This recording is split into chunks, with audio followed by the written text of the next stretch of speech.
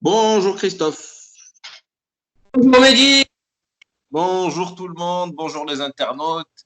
Eh bien, on revient vers vous, on revient vous voir parce que on a donc les dernières nouvelles qui viennent de tomber. Moi personnellement, je suis jamais informé, mais mon ami Christophe vient. Donc, ce sera notre bonne nouvelle du jour.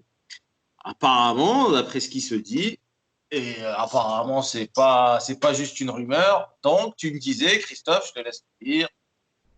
Alors, les dires de ce qu'annonce le Premier ministre aujourd'hui, ce qu'il est en train d'annoncer, ce qu'il a déjà annoncé, il n'y aurait pas de reprise de championnat. Bon, les trois solutions qu'il y a, les trois, quatre solutions qu'il y a, trois solutions proposées par la Ligue. Arrêt du classement à la 19e journée, tout le monde a rencontré tout le monde, c'est équitable. L'OM est deuxième.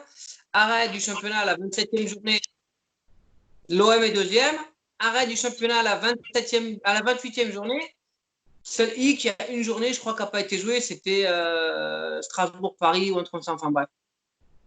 L'OM est toujours deuxième, quoi qu'il arrive. Donc, on peut d'ores et déjà dire que quoi qu'il arrive. Et la solution de l'UEFA, au coefficient, au mérite, enfin, c'est un peu ambigu. L'OM est deuxième. Donc, quoi qu'il Bon, arrive. bon bah, donc, Arrêt du championnat. très bonne nouvelle. On va lever les drapeaux. Donc c'est une saison qui se termine de manière un peu bizarre, mais euh, on prend le résultat qu'il y a. Qu'est-ce qu'on va faire? Bon, moi personnellement, pour la logique, hein, alors on va parler juste logique parce qu'il faut bien parler. Pour la Oui, logique, j'aurais pris. Donc, moi, j'aurais dit qu'on aurait dû installer la mi-saison comme étant une date officielle. voilà. 19. Parce que, 19. voilà, c'est pas juste une date symbolique pour dire champion d'hiver ou tu vois, comme ça. Donc, il faut dire mi-saison, comme ça, tout le monde aura joué tout le monde.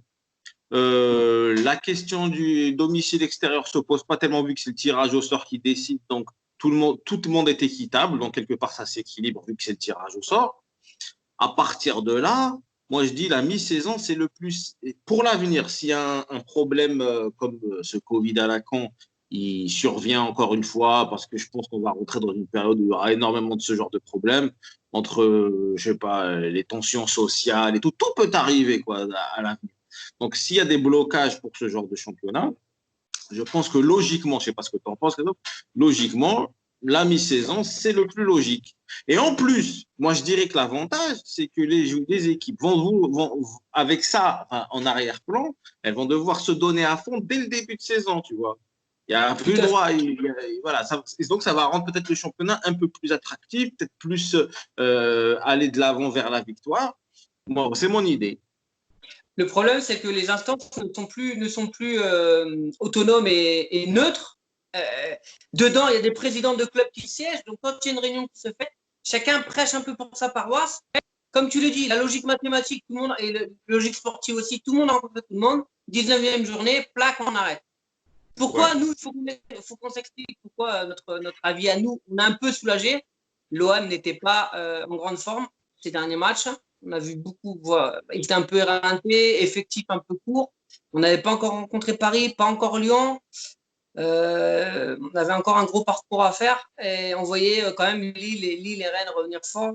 Donc c'est vrai que nous, un soulagement, non, parce qu'on aimait bien voilà, nos petites vidéos d'après-match, après le vélodrome, nos petites Oui, escapades, oui. sentir un peu voilà, la pelouse, tout ça. Ça, c'est sûr, ça fait chier d'attendre août. Ouais, ouais. C'est pas à faire. Mais par contre, côté sportif, on est soulagé. On va pouvoir entamer la saison prochaine sereinement en disant ça y est, on est qualifié.